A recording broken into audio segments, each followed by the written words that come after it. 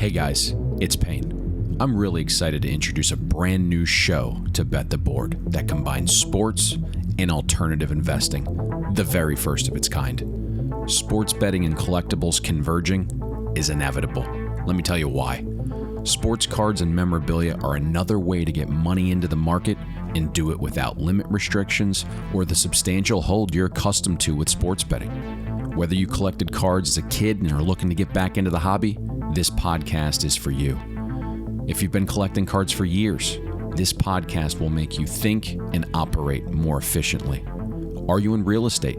The parallels to investing in sports cards and memorabilia are uncanny. You're on Wall Street. Well, listen close. The best sports cards have outperformed the S&P 500 by 6x since 2013. And during the 2008 market crash, sports cards held up better than the S&P 500. Bet the Board, in conjunction with PWCC, presents CardBoard Chat, an entertaining, sophisticated, and informative podcast that combines sports, analytics, betting, cards, and memorabilia. Without further ado, this is CardBoard Chat with Jesse Craig, a leading figure in the collectible space, and me, Payne. How goes it? Busy, very busy. But good. This is surprising. I hadn't heard anything. Yeah, it came together. Look, we've been talking for a long time. It came together fairly quickly, though, in the last few weeks. We are a day late recording this. I was traveling and dealing with some delays, and it was obviously hectic for you over there at PWCC yesterday with the Fanatics news, and so here we are. Yeah.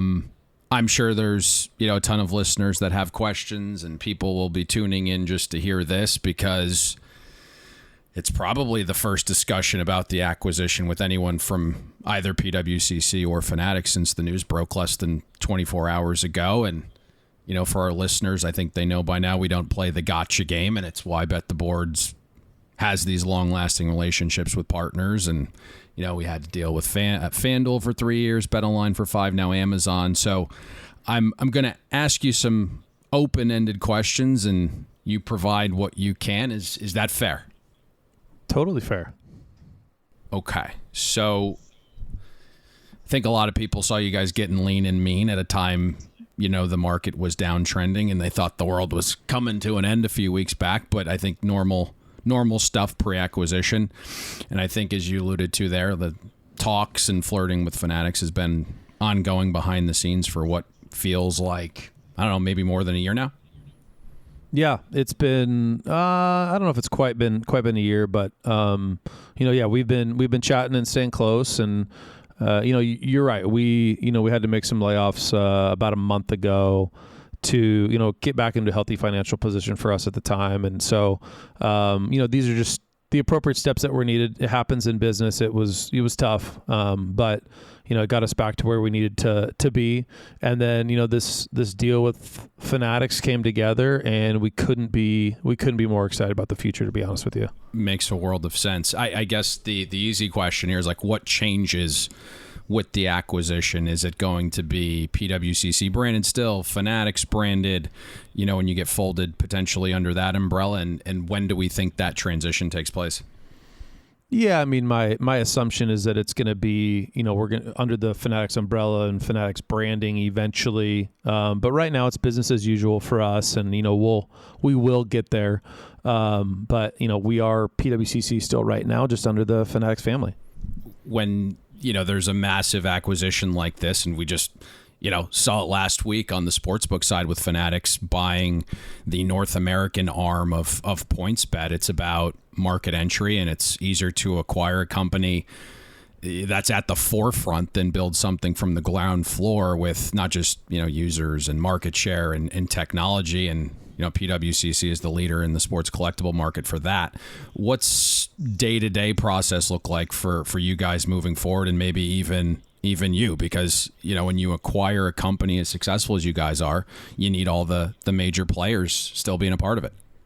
Yeah, all employees are being retained, and then a lot of it is honestly still a little unknown. the deal basically consummated about 48 hours ago. So there's still a lot of, moving pieces and figuring out X, Y, and Z. So specifics around things are pretty difficult to discuss because we don't really know what they are yet. Or I don't know what they are yet. So being a little bit more vague is probably more appropriate, to be honest, just because I don't really know for sure. Right. Makes complete sense. And, we talked a little bit off air about this space still being very niche and, small community, relatively speaking. And many men act like Gabby girls. So going to ask you maybe a quick few questions. If you can't answer, say pass. If you can, go for it. Sure.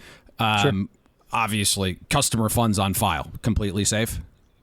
Of course. Vault assets being stored by PWCC clients, business as usual. Of course. Any planned pauses in auctions, whether weekly or premier, during the transition? Nope. Fanatics, obviously massive in the sports merch. They're pounding the table and making statements with game used. Any talks of PWCC and Fanatics starting to lend on memorabilia like they do with card assets? That is probably a discussion that will be had down the road, but as of right now, no, there hasn't been any talks about that.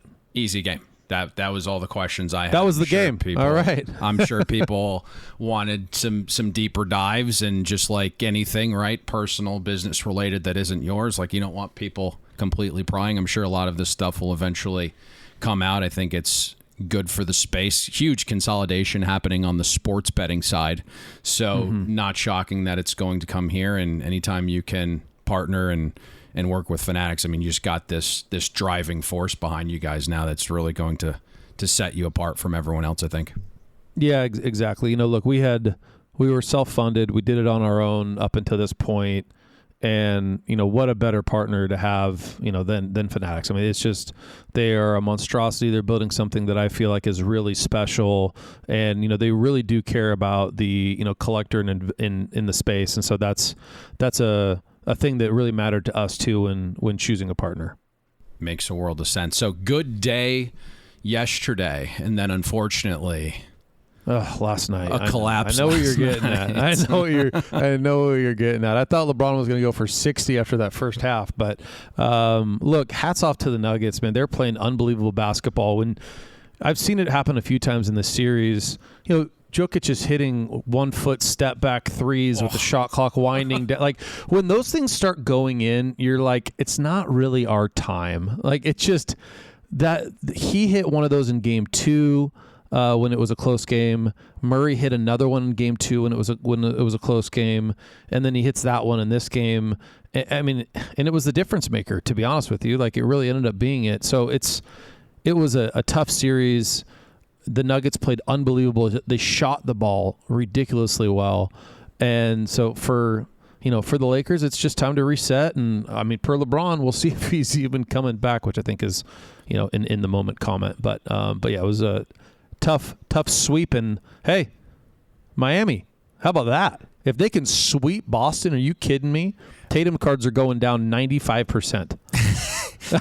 I'm kidding. The two series are interesting because, the Lakers series just feels so close. I mean, even game 3, it's like it's tight late, and then, it's this 13-1 run with 5-6 minutes to go, and it's like, poof, it's over with. And then you build this massive halftime lead last night, and, Denver comes storming back. In terms of the Heat series, oof. I mean, it hasn't even been close. Well, that's the most shocking thing about it. Boston's got the double-digit leads, I believe 2 of them in the fourth quarter, or to start fourth quarters in Boston. But yes, game 3 is, season on the line. It's box to wire, and this is what it looks like. Spo right now is just coaching circles around Missoula, and I think that's one of the interesting aspects when you start to factor in what coaching means in the playoffs when you're playing these teams and seeing them, for the 5th, 6th, 7th, 8th, 9th time in a season. Coaching really matters, and we've seen Miami make these runs because of Spo, but they have a lot of versatile guys, and they're just mentally tough, and you just see Boston breaking mentally. Yeah. it's an interesting one. Let's see if they're able to wrap this series up. But I would have to say Denver certainly going to close a favorite on the series price if they do play the Heat. You have some long guys that can probably give Butler a little bit of trouble. The Heat are just shooting the cover off the ball, something they did not do during the regular season. So that'll be interesting. But I think your Jokic play a few weeks back is going to bear some fruit. Yeah, we'll see. We'll see. I mean, look, the guy is just a walking triple-double. And I say walking because he's not very good at running. Or jumping. It's the craziest game. Yeah. I mean, he is just so solid. What a unique talent, right? Like, we're never going to see another player like him. For a guy on the scale of athleticism from 1 to 10, feeling like it's about a 2.3, and being, a 2-time MVP, a runner-up, and, on his way to his first championship run potentially, it's pretty crazy what he's able to accomplish and how skilled he really is with a lack of athletic talent. Like, imagine you put his skill set in Giannis's body. Good night. Yeah, that would be the cheat code. That's a create a player video game mode. That's it. Yeah, can we just mesh those two together, please? Oh, that would be something to see. Talking about a guy that was something to see. Let's go, let's go, let's go. It's time, folks. That's right. We're going to discuss undervalued and overvalued cards, or maybe even some memorabilia assets, potentially some players. Is it time to buy, sell, or hold on to these assets or players? We'll give you some opinions and back it up. I feel like I potentially needed to do a little bit better with that lead-in for my guy. I'm not going to spoil it for our listeners, but we're now going to be talking about 2 cards this week, players potentially that we feel are undervalued. I'm not going to steal your thunder, but I'm going to let you have at it. Okay. All of the haters, all of the Griffey guys are not going to like you for this. I get it, and this is coming from a Red Sox fan, so it's even hard for me to say this, but I'm a man of the people, and I try to speak the truth. And so the undervalued this week is a 1993 SP Jeter in a BGS 9.5. This card, for those that don't know, and when I say BGS 9.5, I'm talking about the quad 9.5 subgrades or greater. So True a Gem lot Plus. of these cards, True Gem Plus. So it's a very, very condition-sensitive card. To give you an example, the PSA 10 population is only 21 for PSA 10s, and there have been 23,000 cards graded at PSA.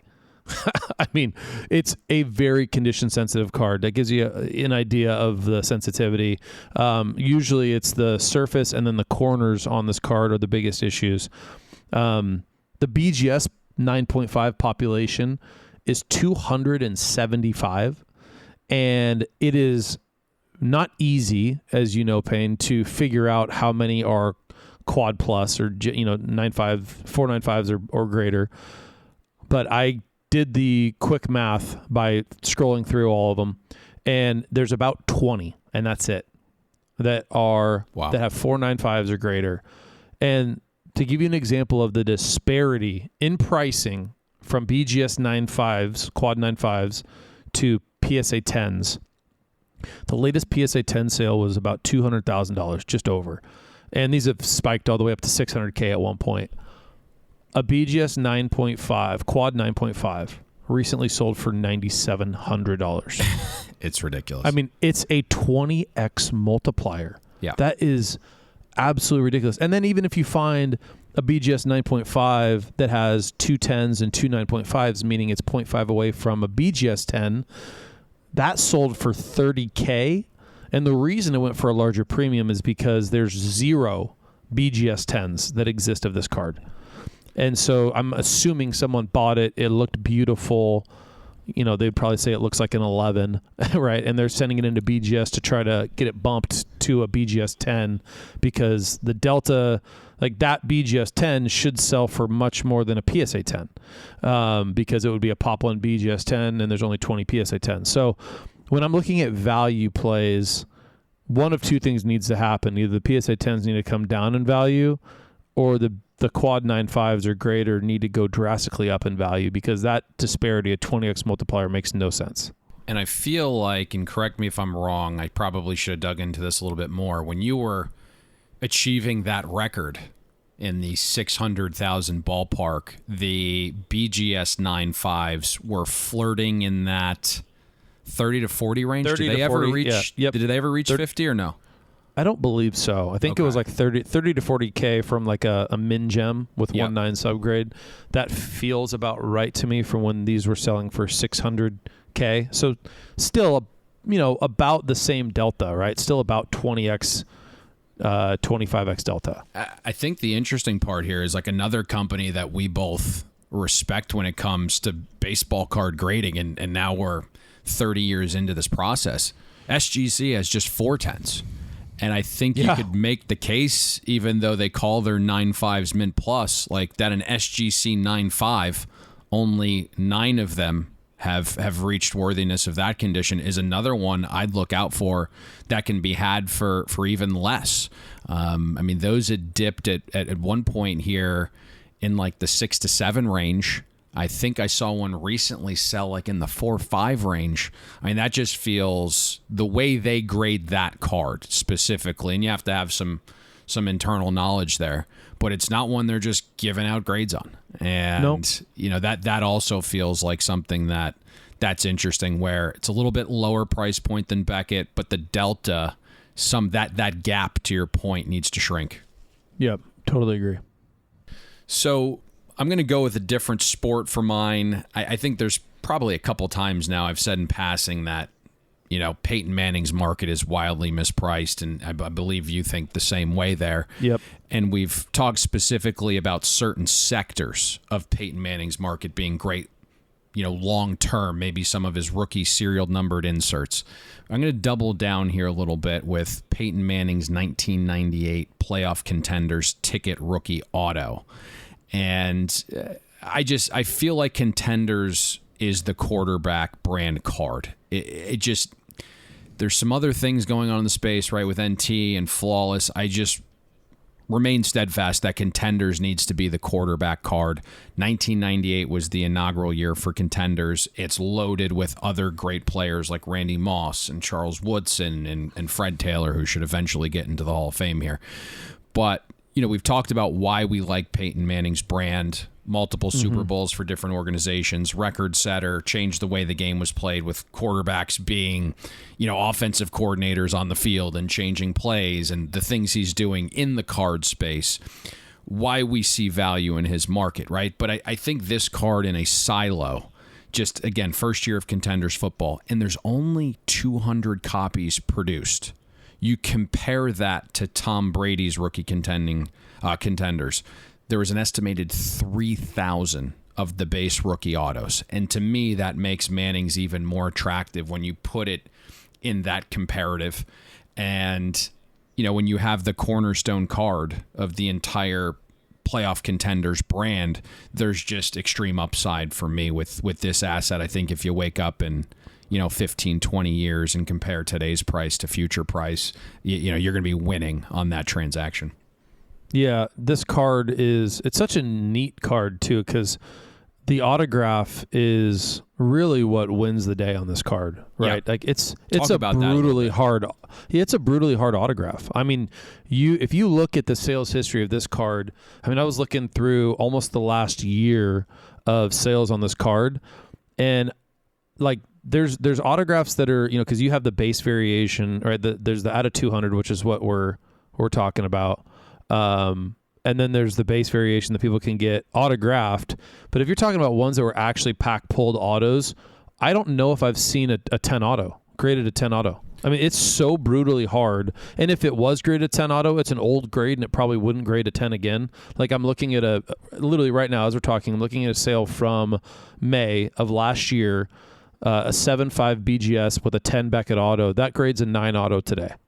Guaranteed. Yep. It's just such a brutally hard auto. They streak, they fade. And so, like, if you can find this card, the condition, who cares? If the autograph is a 10, it creates so much value. It's crazy. Such a cool card. Yeah, I completely agree. You look up and down, there's a lot of streaking with those autos, and just not him, right? I mean, the Randy Moss, same thing. Just if you can find one with a nice auto, they just go for such a premium. But all in all, I think this one is carries a lot of upside. And when you look at them, I mean, make sure that if you're going to look at buying one of these, that you know what the difference between a pack pulled auto and an aftermarket auto. The pen on the pack pulled auto is a little bit more fine. What you'll consistently see is on the aftermarket stuff, it's kind of a thicker blue pen where the autograph looks perfect, but he used the same pen for all these on the standard ones, and that's why there's so much streaking. Trading cards and memorabilia have seen incredible growth as an alternative investment. The company leading the growth? PWCC Marketplace.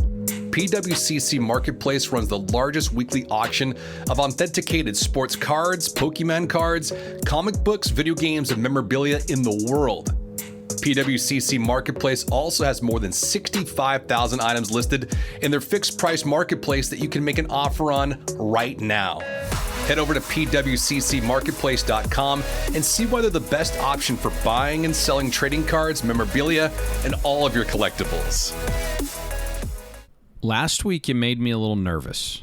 I was going on vacation. You were uber confident that you were going 3-0. You were Babe Ruth. You were pointing to the fence. It's calling my shot. Calling your shot. I don't know if you know this or not, but you popped up to shortstop. Oh, I actually haven't looked at it yet. You went 1-2, so it could be worse. You could have fouled one off your toe and went to the 10-day DL. I could have pulled a Lakers and just got swept. This week, man, I'm on a cold streak right now. Yeah, shoot or shoot. Keep shooting. Sheesh. We got 3 good cards this week. I actually really like where you went with the selections. I think they're cards that are pretty unique. And a couple of them, I think, will be sleepers to maybe the outside world who isn't fully ingrained and entrenched in the space. But they're not like the most expensive cards in the world, which is pretty cool. The first one, 2018 National Treasures NBA Finals nameplate. Steph Curry patch. It's serial numbered to 5. It's in BGS 95 gem mint condition. Talk to us a little bit about this one. Give us your best guess. And I will follow, sir. Yeah, these cards are super special and popular because it's an actual card where the piece of the jersey is from a finals game, and it's the giant letter from the back of one of his jerseys. So it's numbered out of 5 because Curry has 5 letters in it, and there is a card for each letter of Curry's last name. Gem mint condition, which is also hard. So what I love about these is there's an NBA Finals, emblem above the Warriors logo on the back of the card. But then additionally, when you get to read the back of the card, this is what's great from a transparency perspective. It says, the enclosed game-worn material, which was worn by Stephen Curry during the Game 3 of the 2000 NBA Finals, is guaranteed by Panini America. You know specifically what game it came from. You know it was an NBA Finals game. So you can go point to the stats that game if they won the championship. So this is when they went up 3-0 in the series when they won Game 3. Curry actually didn't have a great game in that game, but it's still an unbelievable card to be able to get a full letter of a jersey that he wore in a finals that ended up winning the championship that year. So I love this card. I think it is a sleeper to your point. I've got this card going for $10,550. All right, I got you marked down there. I think you said everything extremely well. I mean, the card depicts the exact name of the card. I mean, it's 2018 Finals nameplate, and the particular game use piece on the card is the Arn Curry. And I think we've talked a lot about Panini and National Treasures not being game used, but this one just perfectly depicts where it's from. I believe they went on to sweep LeBron's Cavs, right? They did. And so, you think about a card potentially serial numbered to 5, and some people might be like, oh, there's 5 C's and 5 U's and 10 R's and 5 Y's. No, it's like this is it. There's only 5 of these technically, right? Like, I mean, it's great how they've actually listed where this comes from. And then you think about Curry only has 5 years of NT nameplates offerings. So it's not like there's a ton of these out there in other years either. So I think, those last 2 factors kind of help push this to a number that maybe some might not think is obtainable in like the current climate. We're well over $6K with 5 days left to get bids in here. So I had a little like toss and turn with this one.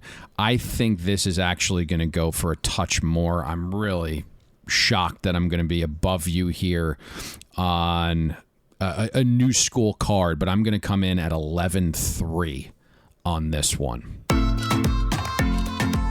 Pick a number, any number, whatever it may be. We got a number inside, but we want a magic number. All right, this is where we're gonna pick a few big cards that enter in an auction over the next couple of days, and we're gonna try and guess how much they sell for in advance.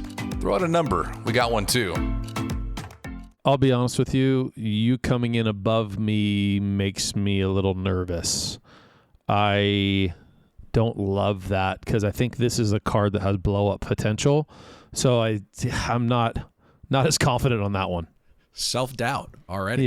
Yeah. On that card, yeah. Well, that's what happens when you got to go first, right? Like if you would have come in at 11,000, whatever your number was, and 11,300. 300, yeah, 11.3, and I came in after you, I might play the old Price is Right game and go one above. But I had to come in first, and I came in about $800 below you. What's interesting here is like all of the valuation sites have this substantially lower. So I felt like I was maybe risky here. My team too. My team has it priced lower as well. Like in the 7-8 range, right? Yeah, exactly. 7,500 is what they have it priced at. Yeah. So we do have the ability though to see, they price it before it goes live, and we're looking at live pricing. It's already over 6K. So it's, so close to the value that they thought it was going to go to that obviously it's going to go for higher than that. But it's just one of those cards where I think once you start digging into it, and this was, pretty new to me too, because, I'm not really collecting, 2018 NT stuff. And so when you sent it across and I start digging and I'm like, well, it checks that box, checks that box, checks a lot of boxes. That is probably the best description of a Panini item with a patch on it. Like I've never seen them so descriptive. That's what cards should be, right? Like that's what absolutely. That's what it should. And hats off to the MLB for when they do some of their, they have their little MLB sticker where you know exactly what game things come from. But this is where, I'm hoping that, Fanatics can do with the game use pieces is be more specific, give more granularity, more clarity, because you're going to create value from tying a card to a specific moment, and that's where I think it gets really exciting. And we see it in memorabilia, right? Yep, it's 100%. Is the item game used? Is it signed? All of a sudden, the triple threat third factor is it's photo matched. Where was this from? So I think to your point, this one could go much higher than a lot of the data algorithm sites believe it will. This one is a card that I absolutely love. Yep. I actually own a copy of this. It's the 1989 Bowman Tiffany Ken Griffey Jr. rookie PSA Gem Mint 10. And Tiffany is the key to this. It's the premium asset from Topps back in the 80s. If you look at Tiffany cards, they were printed on a white cardstock, so you'll see a white back along with a far glossier front finish as the differentiator between regular Topps and the Tiffany set. This is a little bit oversized, but it still fits into a regular slab, and it has borders. And I think because PSA's grading standards for 10s, they just have to be 55-45 centering within that range. There's differences in the 156 PSA 10s out there of this card, and price fluctuates because of the centering, even if they're in the same PSA 10 slab. This specific one, dead centered. Maybe like 52-48, bottom to top, but it's virtually dead centered. There hasn't been any that have run at auction since late January. A few buy nows since then, but neither of them were centered like this one that ends in 5 days at PWCC. We're also in baseball season now. This one was really tough for me. I think there's a range that sits somewhere between 6,900 and 8,100. I'm going to come, right in the middle of that. I'm going to say 75.23 on the Bowman Tiffany Griffey rookie. That's a good number. I agree. I think this one's going to go for a little bit more of a premium. I'm literally just above your high end on this card. I'm at 81.25, and the reason for that is the centering that you alluded to. It is very difficult to find it dead nut centered. There's 156 PSA 10s. I'm guessing that a good majority of those are in the 45, 55, left to right or top to bottom centering range. So, the fact that there's been, it's a less than a 10% gem rate because of centering typically. This one being so well centered, I think is going to go for a little bit of a premium. So that's why I've got it at 81.25. Damn, I had two numbers. I had 75.23. I had 78.23. This creates a little bit of a gap, but I'm kicking myself now. Yeah, okay, it'll be good. Beautiful. It'll be good. It'll be good. The final card here, another one from a range of inserts from the 90s that I absolutely love. Talking about a 1998 Skybox Premium Star Rubies, Kevin Garnett, serial numbered out of 50, PSA 7. Among basketball collectors, the 1998 Star Rubies version is the most sought after Rubies of them all. Give us a little peek into this card, why you like it, and ultimately where you think it lands. Yeah, I picked this card, for full transparency because I thought it was good to talk about cards that sell and go unpaid and then are relisted and how that affects the value.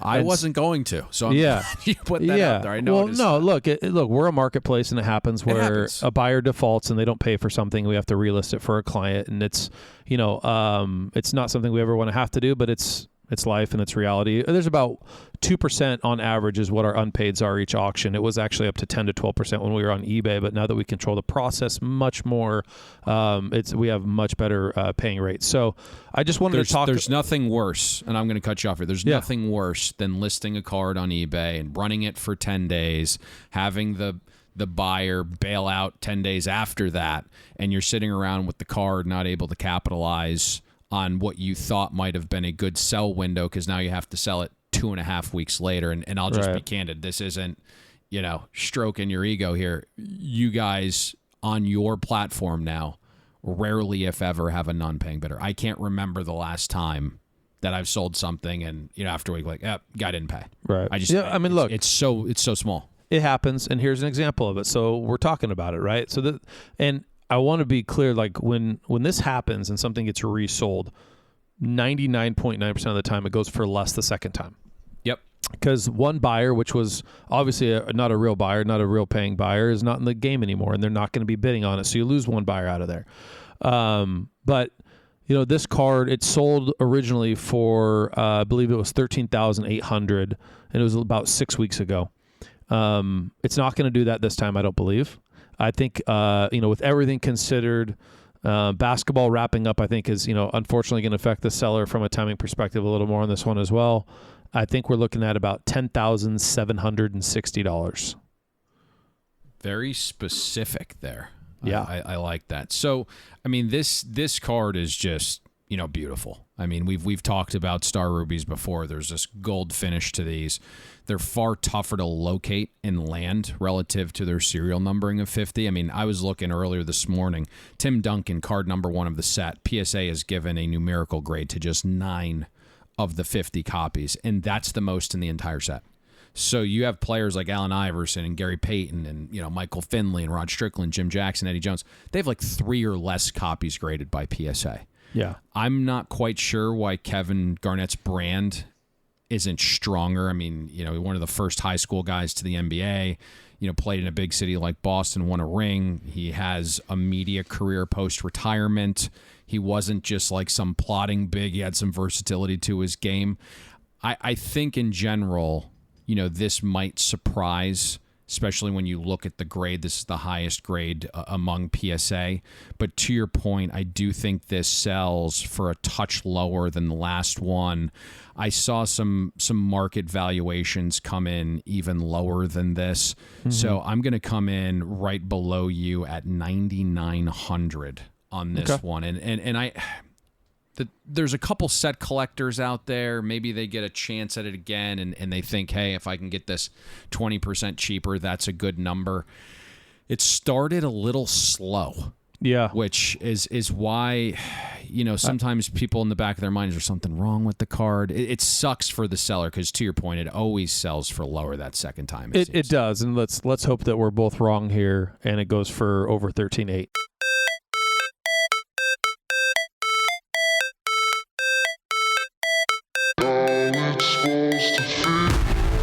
Damn, that's a ghost.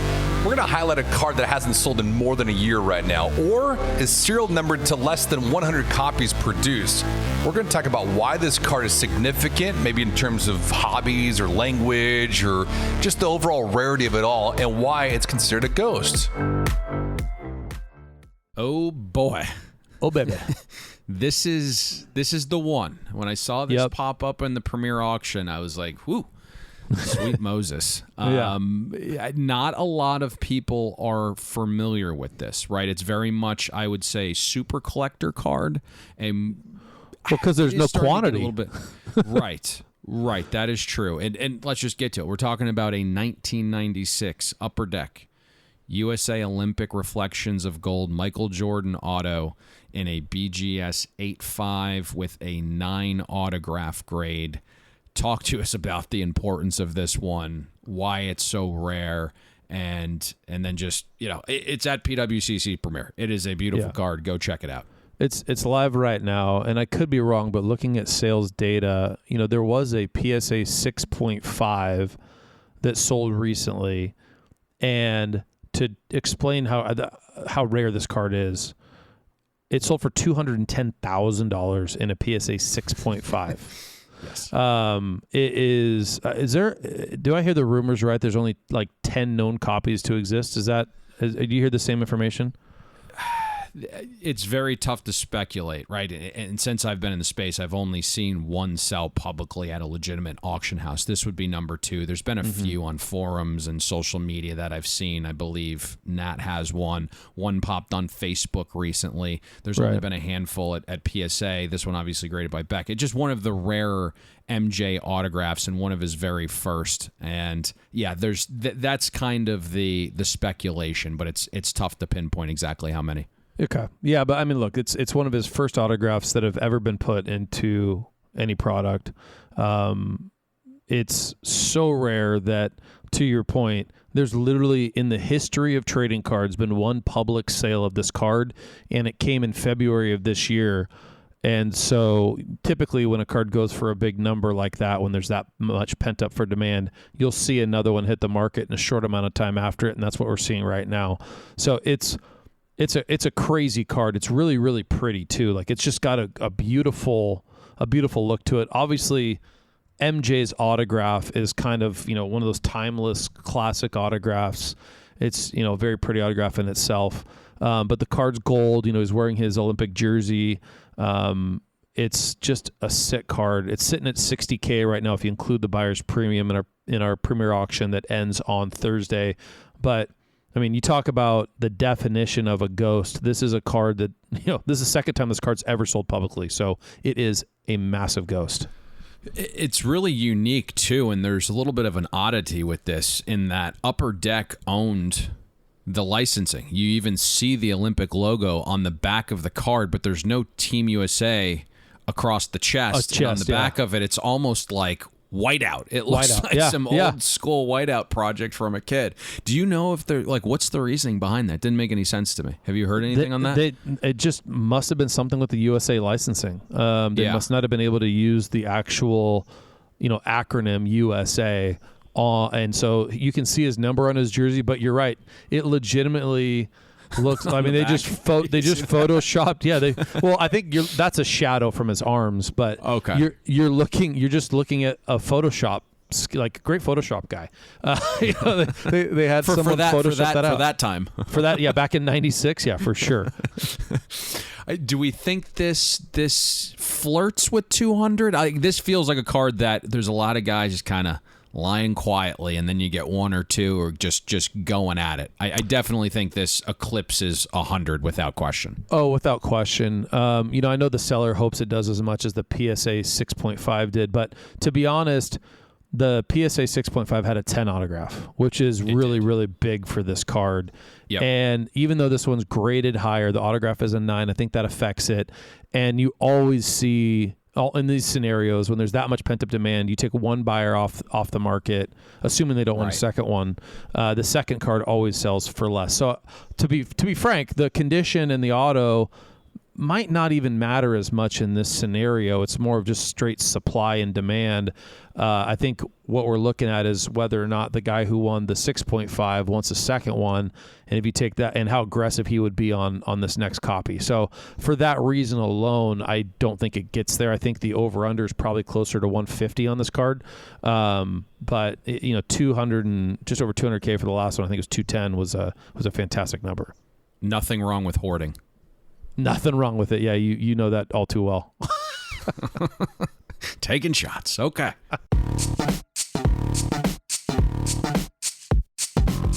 So we doing this or are we doing that? You tell me and we'll tell you. We're going to compare two cards right now with similar value that are completely different. Let me give you an example. Let's just say for argument's sake, you have a vintage Mickey Mantle baseball card worth $30,000. But you also have a modern day Joe Burrow rookie card worth 30 grand. Which one would you rather have and why? You tell us, we're going to tell you right now. Very interesting debate we're going to have with this or that for episode 24. We talked about Steph Curry a little bit earlier in the show with his 2018 NT nameplate. We're going to kind of stick with the same brand here. 2020 National Treasures personalized Stephen Curry auto. It is a 1 of 1, and we're comparing that to Chuck Wagon, his 1986 Fleer basketball rookie in a PSA 10 gem mint. I will let you go first, sir. Yeah, so I thought these were kind of interesting because you've got, the greatest shooter of all time against, with kind of a random 1 of 1 versus, one of the best players of all time and one of the most popular sets of all time. Barkley in his own regard is one of the greats, right? One of the GOATs of the sport. And so with the Curry card, it's a 1 of 1. It's a really, really pretty card. The design of it, it's horizontal, but it is beautiful. There's a great spot for the autograph on it. It's on card. It's in a PSA 7, which because it's a 1 of 1 doesn't matter as much. But the Curry sold for $5,760 about a week ago. And like I said, aesthetically, it's a very pleasing card for the greatest shooter of all time and a guy that has 4 rings. And you look at the 86 Fleer Barkley PSA 10, sold for $5,880 a week ago. Again, one of the all-time greats. And it's, like I said, one of the most popular sets in our entire space. And part of that is because there's so many key rookies in it, because there wasn't a major card production from 81 to, there was 81 tops, but then 82, 83, 84, 85 is no major card productions for the NBA. And so 86, you have so many key rookies in that set, along with Jordan, that makes it, probably the most popular card set in our entire market. And Barkley's still crazy relevant, obviously on TNT with Shaq and Ernie and Kenny. So he is staying in the limelight. So, when you're looking at these two cards and trying to decide who to go after, the one thing that stands out to me is availability. And so I got to go with the Curry just for the fact that I think I can go find a Barkley relatively easily, but this 101 Curry might not show up again. This was far and away the toughest one you've given us. Because the option is effectively one of the more popular rookie cards from the most popular basketball set of all time. And there are 237 PSA 10s of this Charles Barkley 1986 Fleer rookie. Great player, right? A soundbite waiting to happen. In the limelight post-career, what you're looking for. Extremely likable. The 86 Fleer set is extremely volatile because the popularity is so large, but it can become overpriced, and we've seen that happen multiple times in just the last decade. It feels like 86 Fleer, it always reaches a tipping point, and that allows for these large swings. We saw the Barkley peak in the high teens for auction prices, now down in the 6K range. But you used a word, I can't remember exactly what you said. I'm actually going to use a negative connotation word. This is an irrelevant one-of-one Steph Curry auto, right? It's one of those super collector cards. Mm-hmm. The idea of a one-of-one Steph Curry auto sounds awesome, but it's 2020 National Treasure, so it's not a Steph rookie. It's not the first year of NT. It's not the first year NT offered the personalized insert.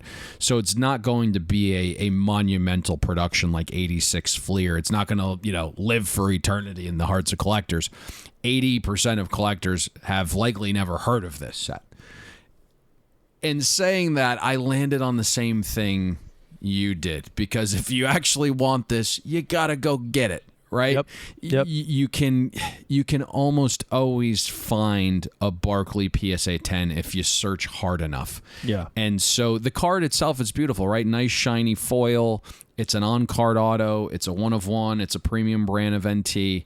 Slight lean to Curry simply because you can go snag a Barkley virtually anytime you want. Right. Yep, I totally agree. And look, it's two amazing one future Hall of Famer, one current Hall of Famer. You really can't go wrong, but just from a scarcity perspective, I think that's why, we both landed on the Curry. Anything else? I will give you last word, sir. Premier auction ending this Thursday. We've got a couple hundred amazing assets in there, including that, Olympic Jordan we were talking about. So it should be a really fun night this Thursday watching that all go down and get wrapped up. Beautiful. As always, the link to PWCC is atop the podcast description on whichever platform you're listening to. Click it, check out the website, bid on some cool cards. Thursday night, Premier auction ends. Then you have the weekly, concluding this coming Sunday. Make sure you follow Payne on Twitter @Payne Insider. Subscribe to Bet the Board and get notified when new episodes of CardBoard Chat air on Tuesdays. And be sure to stop by PWCC Marketplace.com for all your collecting needs.